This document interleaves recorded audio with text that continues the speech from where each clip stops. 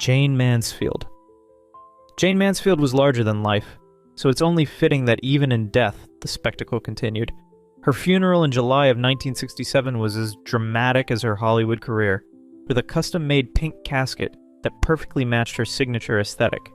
But while her final resting place was carefully chosen, the myths surrounding her tragic passing have been anything but controlled. For decades, a gruesome rumor persisted that Mansfield had been decapitated in the horrific car crash that unalived her. The truth? Far less shocking, but still tragic. The crash caused severe head trauma, but the infamous images that fueled the myth were actually of her blonde wig tangled in the wreckage. Still, the legend refused to die, cementing itself in pop culture and even inspiring urban legends about Hollywood's so-called Curse of Jayne Mansfield. Adding to the confusion, Mansfield's body was returned to Pennsylvania for burial, but a cenotaph in Hollywood Forever Cemetery continues to mislead fans. Many visitors mistakenly believe she's interred there, leaving flowers and tributes at a memorial that holds no remains. It's a fitting irony for a woman whose public persona was often a carefully crafted illusion. And while the world remains fixated on the tragedy, her daughter Mariska Hargitay has kept her memories private. The Law & Order SVU star rarely speaks about the accident, but in rare interviews she's acknowledged how it shaped her. "Losing my mother at such a young age gave me a different perspective on life," she once said. "It's a haunting reminder that behind the Hollywood myth was a real family, forever changed by that fateful night." Marlon Brando. Marlon Brando was never one to follow convention, and even in death he made sure his final wishes were as unpredictable as his life. When he passed in July 2004, his funeral was a tightly guarded affair, attended by Hollywood icons like Jack Nicholson and Warren Beatty. But what happened after was even more mysterious. Brando had left instructions for his ashes to be scattered in multiple locations, each holding deep personal significance. One of those places was Tahiti, the island he fell in love with during the filming of Mutiny on the Bounty in the early 1960s. He had bought a private atoll there, Tetiaroa, turning it into his personal paradise. The other location? Death Valley, a stark and desolate contrast to the lush beauty of Tahiti. Why these two places? Some say it reflected the duality of his life. Hollywood's brightest star, yet a man who often craved solitude.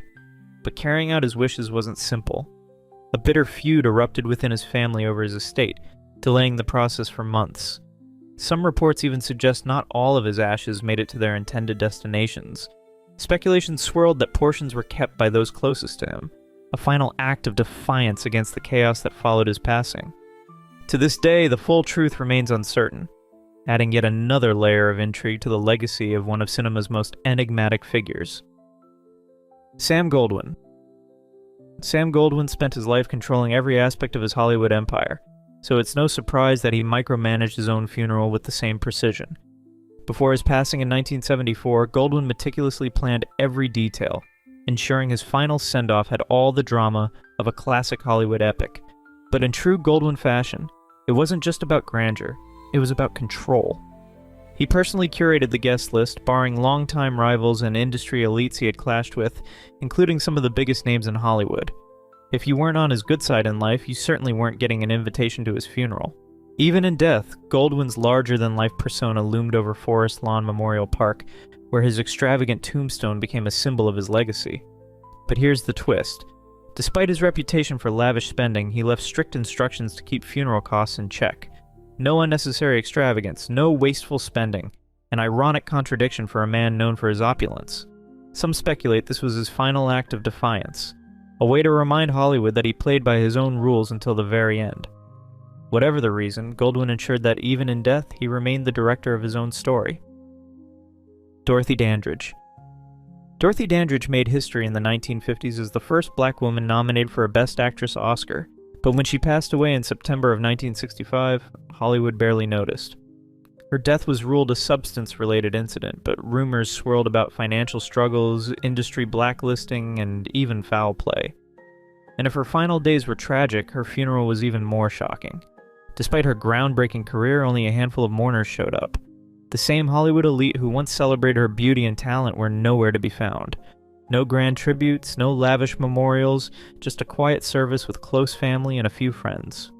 She was buried at Forest Lawn Cemetery in a modest grave, a stark contrast to the dazzling star she once was.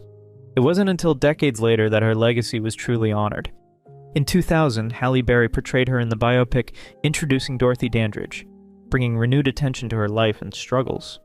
But the question remains, why did Hollywood turn its back on one of its own? Was it racism, scandal, or simply the industry's cruel tendency to forget its fallen stars? Whatever the reason, Dorothy Dandridge deserved better. John Wayne. For over 2 decades, one of Hollywood's most legendary figures lay in an unmarked grave, his final resting place hidden in plain sight. When John Wayne passed in June of 1979, the world expected a grand farewell, a public spectacle befitting the Duke. Instead, his family made a shocking decision. They buried him in complete secrecy. No fanfare, no massive Hollywood tribute, just a quiet ceremony with only his closest family and friends. The location? A serene spot in Newport Beach, California, overlooking the Pacific Ocean, a place Wayne had cherished in life. But what truly stunned the public was what came next. His grave remained unmarked for more than 20 years. No headstone, no inscription, nothing to indicate that one of the most iconic figures in American cinema rested there. The decision wasn't made lightly. Wayne's family feared that a traditional marker would turn his grave into a tourist attraction, disrupting the peacefulness he had sought in death. And they were right. Fans spent years searching for his burial site, some even claiming to have found it, only to be met with dead ends. It wasn't until 1999 that a small plaque was finally placed at his grave, bearing a quote that captured his philosophy on life. Tomorrow is the most important thing in life. Even in death, John Wayne remained larger than life. His final resting place a mystery for decades, his legacy as untamed and enigmatic as the roles he played on screen. Bing Crosby. For a man who defined an era of entertainment, Bing Crosby's farewell was shockingly quiet. On an October afternoon in the year 1977, Crosby was doing something he loved, playing golf in Spain. He had just finished 18 holes, reportedly in good spirits, even joking with his friends. But as he walked off the course, he suddenly collapsed. The cause? A massive heart attack. Just like that, one of the most recognizable voices in history was gone. No drawn-out illness, no dramatic final words, just an abrupt, almost surreal ending to a life lived in the spotlight. What came next was even more unexpected. Despite his towering fame, Crosby had made it clear. He wanted no grand send-off, no Hollywood spectacle, no star-studded tribute. His family honored his wishes, arranging a private burial with only a handful of mourners. No cameras, no fanfare, just a quiet goodbye. It was a stark contrast to his larger-than-life career, where he had dominated radio, film, and music for decades. Fans were stunned. How could a man who had shaped the sound of the 20th century simply disappear without a public farewell? His final resting place at Holy Cross Cemetery in California remains just as understated. No elaborate mausoleum, no towering statue, just a simple grave marker, almost easy to miss. Some have speculated that Crosby, known for his intensely private nature, wanted to leave the world as quietly as he had often lived behind the scenes. Others believe it was a deliberate rejection of the Hollywood machine that had both made and constrained him. Either way, his farewell remains one of the most unassuming in entertainment history, a quiet exit for a man whose voice will never fade. Louis Armstrong.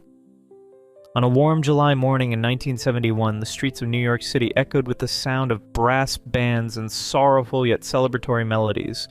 Louis Armstrong, the man who had revolutionized jazz, was given a send-off as grand as his legacy. His casket lay open for 2 days at the 7th Avenue Funeral Home, where thousands of fans, celebrities, and fellow musicians lined up to say their final goodbyes. Some wept, others whispered their gratitude, but all knew they were witnessing the end of an era. Then came the funeral procession, a true New Orleans-style jazz farewell, not of mourning, but of music. As his casket was carried out of the church, the band erupted into a stirring rendition of When the Saints Go Marching In, a song Armstrong had made legendary. The energy was electric, a fitting tribute to a man who had turned jazz into a global phenomenon. But in a surprising twist, Armstrong was not laid to rest in his beloved New Orleans. Instead, he was buried in Flushing Cemetery in Queens, New York, a city he had called home for much of his life. Some speculated that it was a reflection of his complicated relationship with the South, a place he had both loved and struggled with due to segregation. Others believed it was simply where he felt most at peace. Whatever the reason, his final resting place remains a pilgrimage site for jazz lovers, a quiet contrast to the vibrant, horn-filled farewell that sent him off. Carmen Miranda. The cameras had just stopped rolling when tragedy struck. On the evening of August 5th, 1955, Carmen Miranda had just wrapped up filming an appearance on The Jimmy Durante Show. She seemed as lively as ever, flashing her signature smile and dancing effortlessly through her final routine. But behind the dazzling performance, something was terribly wrong. Hours later, in the early morning at her Beverly Hills home, she collapsed suddenly. By the time help arrived, it was too late. Carmen Miranda was gone at just 46 years old. The news sent shockwaves across the world. How could someone so full of life be taken so suddenly? Reports later revealed that she had suffered a heart attack, but whispers of exhaustion, overwork, and even substance-related concerns swirled in the aftermath. Some speculated that years of relentless performances and Hollywood's grueling demands had taken their toll. Her passing was met with an outpouring of grief, particularly in her homeland of Brazil. Her body was flown back to Rio de Janeiro, where over 60,000 mourners gathered to pay their respects. Streets overflowed with fans, many in tears, as her casket made its way through the city. Samba musicians played in her honor, a fitting tribute to the woman who had brought Brazilian music to the world stage. Despite her Hollywood fame, Carmen had always longed to return home, and in death, her final wish was granted. She was laid to rest in St. John the Baptist Cemetery, her funeral procession a mix of sorrow and celebration. Even decades later, her legacy remains, but so do the lingering questions about whether the pressures of fame contributed to her untimely end. Sammy Davis Jr. When Sammy Davis Jr. was laid to rest, he took a few things with him, some expected, some downright bizarre. A gold watch, a diamond ring, and, most shockingly, his glass eye. That eye had been with him since a brutal car accident left him permanently blinded in one eye, and he refused to part with it, even in death. But the strangeness didn't stop there. His funeral was a confusing mix of traditions, blending Jewish customs with Christian elements, leaving many guests unsure of what to expect. Davis had converted to Judaism decades earlier, but his send-off reflected both faiths, a testament to his complicated identity. As guests tried to make sense of the ceremony, another behind-the-scenes drama loomed: his finances. Despite his fame, Davis was drowning in debt when he passed, and it was none other than Frank Sinatra who quietly stepped in to cover the funeral costs. But even that generosity couldn't erase the financial chaos left behind. His widow, Altavis Davis, was later forced to auction off many of his prized possessions just to settle his debts. The irony was staggering. A man buried in gold and diamonds, yet leaving behind a legacy of financial ruin. It was a final act as dramatic as his life, proving that even in death, Sammy Davis Jr. remained a figure of contradictions. Jackie Gleason. Jackie Gleason wasn't just larger than life. He made sure his final resting place was too. The comedian, best known for The Honeymooners, meticulously designed his own grand mausoleum in Florida, ensuring it reflected his extravagant persona, and he didn't hold back. The massive white marble structure, polished to perfection, stands like a monument to his ego, complete with his famous catchphrase, "And away we go," engraved for all eternity. It's almost as if he scripted his own send-off, making sure even in death he had the last laugh. But behind the spectacle was a man who knew exactly how he wanted to be remembered. While his on-screen persona was loud and brash, his funeral was a stark contrast, somber, reserved, and attended by Hollywood's elite. Friends and colleagues who had known him as the life of the party now stood in silence, paying respects to a man who had spent his life commanding attention. Some say the grandeur of his tomb was his final performance, a way to ensure that even in the afterlife, Jackie Gleason remained unforgettable. Ethel Merman. Ethel Merman was Broadway royalty, the kind of performer who could belt a note so powerfully it felt like it could shake the rafters. But when the final curtain fell on her life, there was no grand farewell, no show-stopping tribute. Instead, the woman who once commanded sold-out theaters opted for an exit so understated it left fans stunned. No lavish memorial, no star-studded gathering, just a private service attended only by those closest to her. And then, in a move that shocked even those who knew her best, she was cremated, her ashes scattered, leaving no physical place for admirers to visit. For a woman who had spent decades in the spotlight, it was an almost defiant act of privacy. Some speculated that after a lifetime of applause, she simply wanted peace. Others wondered if it was her way of rejecting the changing Broadway scene she had once dominated. After all, she had famously admitted, "I don't have much to do with the so-called New Broadway, because I don't understand it." Whatever her reasoning, Her quiet departure stood in stark contrast to the booming presence she had on stage, and in the end, maybe that was the most unexpected performance of all. James Stewart. James Stewart's farewell was as understated as the man himself. No grand Hollywood spectacle, no elaborate tributes, just a quiet burial in Glendale, California, exactly as he wanted. While his contemporaries often had star-studded memorials, Stewart insisted on simplicity. His headstone at Forest Lawn Cemetery is modest, almost unassuming, a stark contrast to the larger-than-life legacy he left behind. But that was Jimmy Stewart, humble to the very end. Even in death, he refused to embrace the extravagance of Hollywood. His reasoning? He lived by his own rules. As he once told Barbara Walters, "I have my own rules and I have my own standards and I live by them." That philosophy extended to his final wishes, leaving some fans and colleagues surprised by just how private his farewell was. Yet despite the lack of a grand send-off, his grave remains a quiet pilgrimage site for those who still cherish his work. Visitors leave flowers, notes, and even toy airplanes, a nod to his real-life service as a decorated World War II pilot. Stewart may have chosen a quiet exit, but his impact? That will never fade. Robert Mitchum. Robert Mitchum never played by Hollywood's rules, so it's no surprise that even in death he refused to follow tradition. No grand memorial, no star-studded tribute, just a quiet cremation in the open sea. It was a fitting farewell for a man who spent his life rejecting the industry's glitz and excess. While other stars were laid to rest with elaborate ceremonies, Mitchum made it clear he wanted none of it. His ashes were scattered in the Pacific, the same waters he had loved since his youth. Some fans were stunned by the lack of a public farewell, but those who knew him best understood this was classic Mitchum. He had always been a rebel, both on and off the screen. From his infamous arrest for marijuana possession in the late 1940s to his refusal to play Hollywood's publicity games, Mitchum built a career on being unapologetically himself. He once described himself as a poet, a musician, a filmmaker, and an actor, but above all, he was a man who lived on his own terms. Even now, his legacy as one of cinema's greatest anti-heroes remains unshaken. His performances in films like Night of the Hunter and Cape Fear still captivate audiences, proving that Mitchum didn't need a grand send-off to be unforgettable.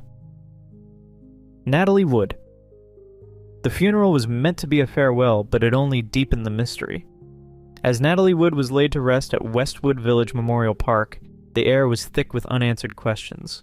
Hollywood's elite gathered, Frank Sinatra, Elizabeth Taylor, and Gregory Peck, all paying respects to a woman whose death made headlines that refused to fade. But behind the somber ceremony, whispers circulated. How could someone with a lifelong fear of water have drowned? Why had the investigation been closed so quickly? Years later, those questions resurfaced in the most shocking way. Her body was exhumed. Authorities reopened the case, citing inconsistencies in witness statements. The official cause of death was changed from accidental drowning to drowning and other undetermined factors. The shift reignited old suspicions, especially surrounding her husband, Robert Wagner, who had been on the yacht with her that fateful night. Despite decades of speculation, no definitive answers have emerged. Yet her grave remains a place of pilgrimage, not just for fans mourning a Hollywood icon, but for those still searching for the truth. Dean Martin. Dean Martin spent his life in the spotlight, but when the final curtain fell, he chose to exit quietly. Unlike his Rat Pack brother Frank Sinatra, who had a grand send-off with Hollywood royalty in attendance, Martin's farewell was almost shockingly understated. No massive public gathering, no elaborate tributes, just a small private service attended by close family and friends. Some say this was exactly how he wanted it, a stark contrast to the larger-than-life persona he cultivated on stage. He was laid to rest in Westwood Village Memorial Park, surrounded by legends like Marilyn Monroe and Truman Capote, yet his own grave remained surprisingly modest. Even in death, Martin's effortless cool remained intact. But if fans were expecting a flashy Hollywood tribute, they were left with a mystery instead. Why did such a beloved icon choose to slip away so quietly? Some believe it was his way of maintaining control over his own narrative, a final act of defiance against an industry that thrives on spectacle. Others speculate that, after years in the public eye, he simply wanted peace. Whatever the reason, his legacy didn't need an extravagant farewell. His music, films, and that signature swagger continue to captivate audiences, ensuring that Dean Martin, the king of cool, will never truly fade away. If you've enjoyed this video, please leave a like and comment. Also consider subscribing and hitting the notification bell to get notified of our new videos each week. Thanks for watching.